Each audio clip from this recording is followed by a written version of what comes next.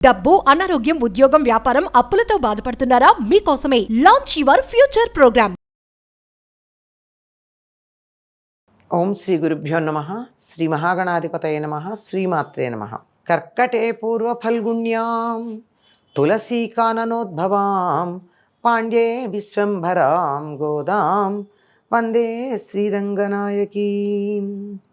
నీళాతుంగస్తనగిరితటీ సుప్తముద్బోధ్య కృష్ణం పారార్జ్యం స్వం శృతిశతశిరసిద్ధమధ్యాపయంతి స్వోచ్ఛిష్టాయాం స్రజినిగళితం యా బలాత్కృత్య భుంక్తే గోదా తస్యై నమైదమిదం భూయ ఏవాస్తు భూయః. శ్రీ భూనీలా సమేత గోదారంగనాథ స్వామినే నమః. உந்து மதகளித்தனோடாத தோள்வலியன் நந்தகோபாலன் மருமகளே நப்பின்னாய் கந்தம் கமழும் குழலி கடை திழவாய் வந்தெங்கும் கோழியளை தனகாள் மாதவி பந்தல் மேல் பல்கால் குயிலினங்கள் கூவினகான் வந்தார் விரவி உன்மைத்துனன் பேர்பாடச் செந்தாமரை கையால் சீரார் వళయ్యొలిప్ప వందు తిజవాయ్ మగిళందు ఏలోరెంబావాయ్. 18వ నాటి ప్రాతకాలంలో గోదాదేవి చెరులతో కలిసి నందగోపాలుని భవనానికి వెళ్ళింది. ఎందుకని? వీరు చేసిన ప్రయత్నం అంతా ఆ భవనంలో ఉన్నటువంటి శ్రీకృష్ణుణ్ణి దర్శించుకోవడం కోసమే కదా. ఇంతకు ముందు భవనపాలకుణ్ణి లేపి లోపలికి అనుమతించమని కోరింది. లోపలికి వెళ్ళిన తరువాత నందుణ్ణి, యశోదని, బలరాముణ్ణి, కృష్ణుణ్ణి ప్రార్థించింది. ఇంకా మేలుకొనండి, ఎంతసేపు మీరు ఈ విధంగా నిద్రిస్తారు అని. ఇప్పుడు ఇంకా నీలాదేవిని ప్రార్థిస్తోంది. ఏనుగులతో పోరాడగలిగినవాడు, మదించినటువంటి ఏనుగు వంటి బలం కలవాడు,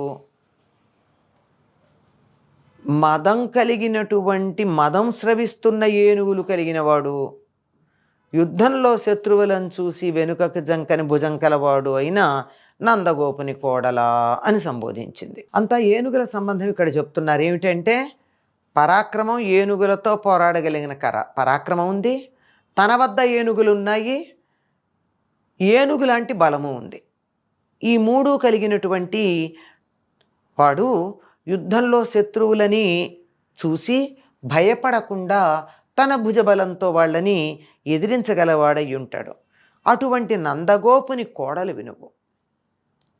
సుగంధం వెదజల్లుతున్నటువంటి కేశపాశం కలిగినటువంటి నీలాదేవి నందగోపుడికి మేనగోడలు. మేనగోడలే కాదు, కోడలని కూడా చెప్తారు. ఆవిడ కేశపాశం సుగంధాన్ని వెదజల్లుతూ ఉంటుంది. అటువంటి ఓ నీలాదేవి తలుపు గడియ తీరమ్మా అన్నారు. ఎందుకు అంటే కోళ్ళు అన్ని వైపులా చేరి అరుస్తున్నాయి. కోళ్ళు ఎందుకు అరుస్తాయండి? సమయాన్ని సూచిస్తూ ఉంటాయి. గడియ గడియకి అవి ప్రత్యేకంగా కూస్తూనే ఉంటాయి. అంటే తెల్లవారబోతోంది సుమా అని అందరినీ నిద్రలేపేటటువంటివి. మాధవీలత ప్రాకిన పందిరి మీద గుంపులు గుంపులుగా కూర్చున్న కోయిలలు కూడా కూస్తున్నాయి. అంటే వీరి పెరటిలో మాధవీలత ఉంది. మాధవీలత ఒక పందిరి నిండా పాకుంది. మంచి పరిమళం కలిగినటువంటి చిన్న చిన్న పూలు, చిన్నవంటే మరీ చిన్నవి కాదు, పూలు గుత్తులు గుత్తులుగా పూస్తాయి. పరిసరాలన్నీ కూడా ఆ పూల యొక్క పరిమళంతో నిండిపోతూ ఉంటాయి.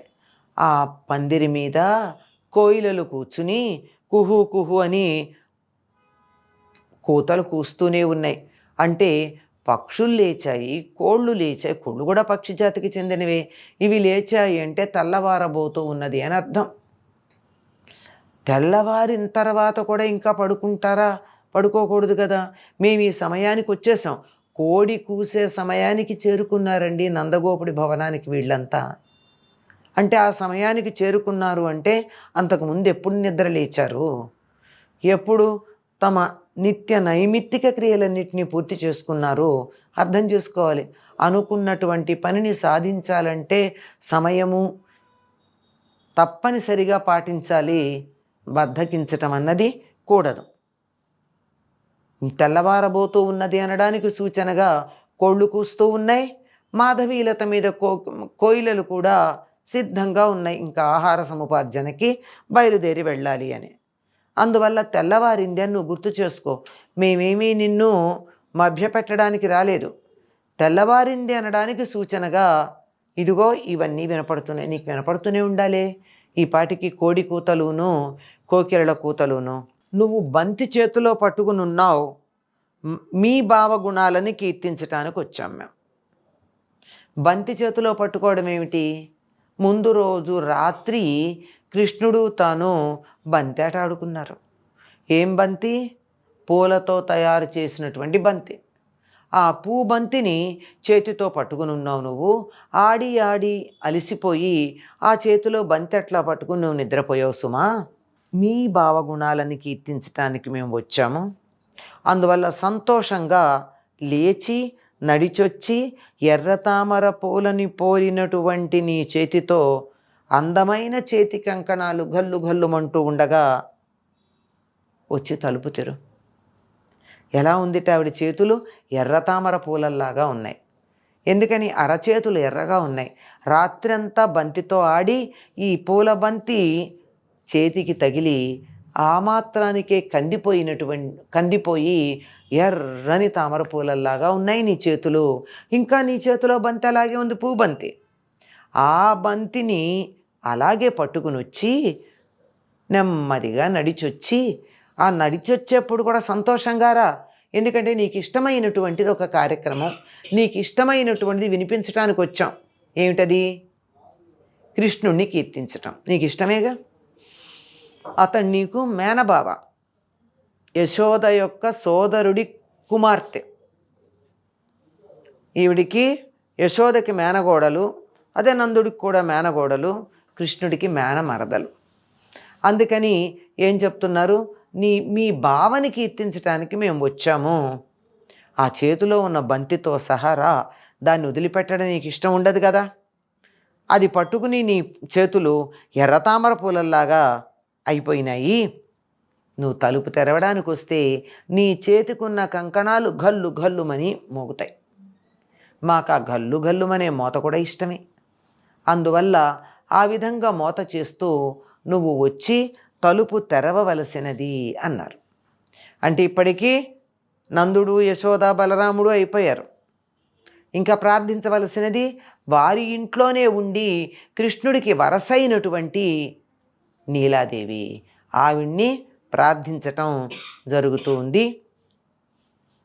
అంటే ఇంట్లో ఉన్న అందరినీ కూడా కృష్ణ దర్శనం తమకి ప్రసాదింపచేయమని ప్రార్థన చేస్తూ ఉన్నారు. ఈ విధంగా ప్రార్థిస్తూ ఆ నీలాదేవి చాలా అందగత్తె. ఆవిడ్ని ప్రార్థిస్తూ ఉన్న ఆ గోదాదేవిని మనం ఒకసారి తలుచుకుందాం. స్వోచ్చిష్టమాలికా బంధగంధబంధురజిష్ణవే విష్ణు చిత్తతనూజాయై గోదాయై నిత్యమంగళం. స్వస్తి.